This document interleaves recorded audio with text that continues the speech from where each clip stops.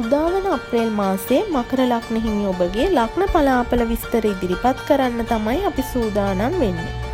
ලග්නාධිපති ශනි දෙවැන්නේ ධනස්ථානගතව ගුරු හිමි නැකතේ ගමන් කරමින් වත්කම් පිළිබඳ ක්‍රියාකාරී බවක් ඇති කළද පවුලේ මැදිහත් වීම නිසා ව්‍යාකූලතාවන් නැති කළ හැකි බව පෙනේ. මුල් සති කිහිපය තුල විශේෂයි.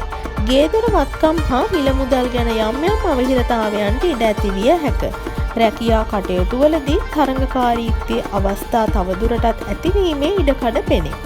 මුදල් ප්‍රධානයන් සම්බන්ධව ප්‍රවේශම් වීමද අවශ්‍යයි.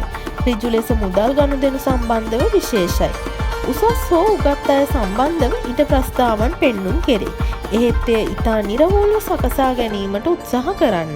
කලා නිර්මාණ ක්ෂේත්‍රයන් බොහෝ දුරට නිර්වෝල් කර ගැනීම අපහසු විය හැක. විවාහ යෝජනා සම්බන්ධව මානසික නිර්වෝල් බව පවත්වා ගැනීමට අපහසු වේ. මුල් සති කිහිපයෙන් පසුව තරමක් යහපත් වේ. අධ්‍යාපන ක්ෂේත්‍රය හා සම්බන්ධතා ඇති වේ. පවුලේ යහපැවැත්ම සුහද බව රැක ගැනීම කෙරෙහි බාධක බලපෑම් වලට ඉඩ ඇති වේ.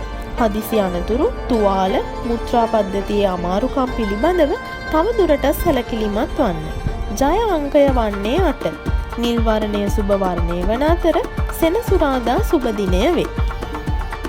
මෙවැනි වීඩියෝ ඉදිරියටත් නැරඹීමට අපගේ දිය සෙවන YouTube නාලිකාව සබ්ස්ක්‍රයිබ් කර බෙල් අයිකන් එක ක්ලික් කරන්න.